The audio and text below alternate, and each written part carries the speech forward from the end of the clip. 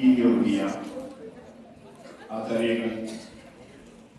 आज जिस प्रकार का ये कार्यक्रम है, वर्ष भर में शिक्षा का जो हमारा परिणाम है उसका हम शैक्षिक दृष्टि से जिन्होंने अपनी प्रतिभाएं दिखाई हैं उनका पारितोषिक का कार्यक्रम आज का ये हमारा है।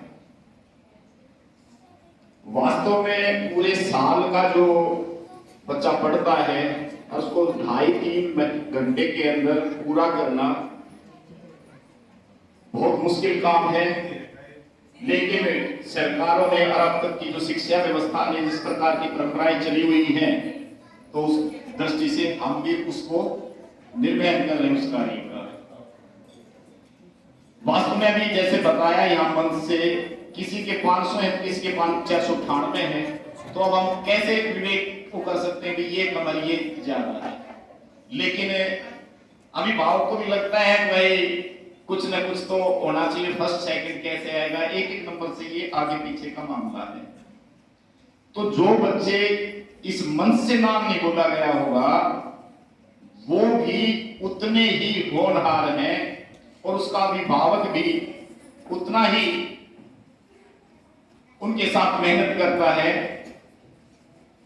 किसी के कुछ अंक कम है, किसी के थोड़े से ज्यादा हैं, लेकिन ये तो एक पक्षीय है। बच्चे के अंदर वास्तव में तो ये है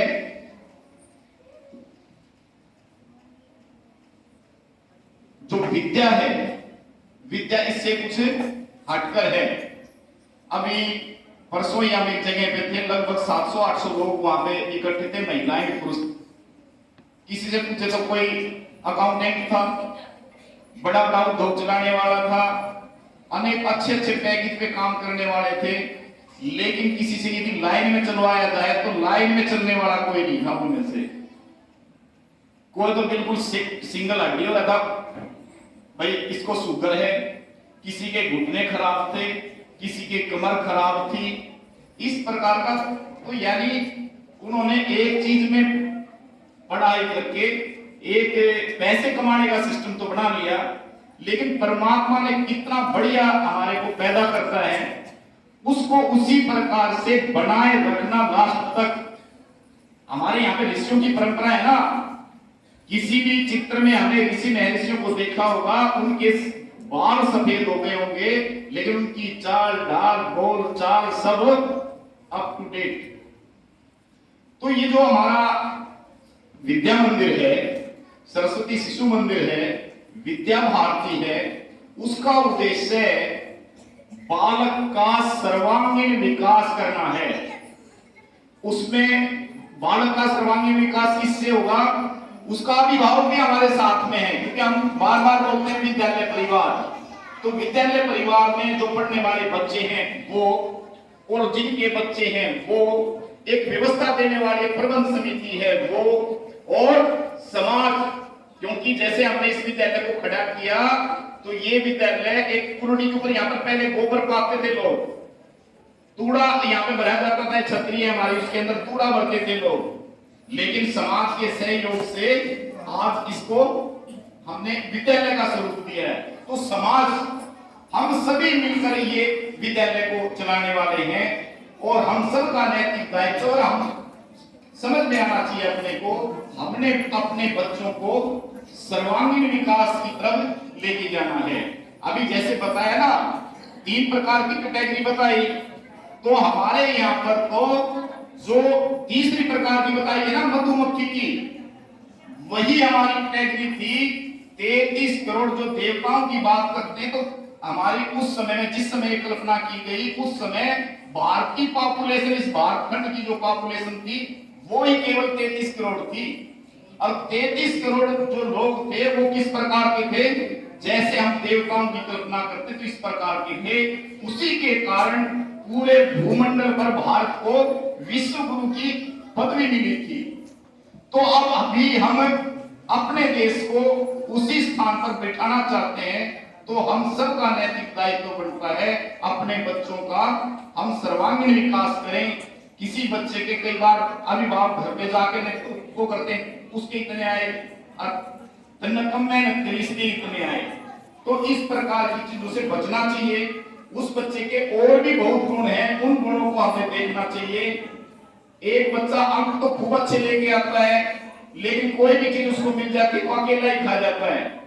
और एक बच्चा ठीक है अंक 2 4 5 10 कमाते होंगे, लेकिन उसके हाथ में कोई चीज आती है तो अपने साथियों में, अपने घर पर वो बांट के खाता है। तो आप बताइए कौन सा इस भूमंडल के लिए कौन सा जो विद्यार्थी है, कौन सा जो व्यक्ति है वो ज्यादा बढ़िया है।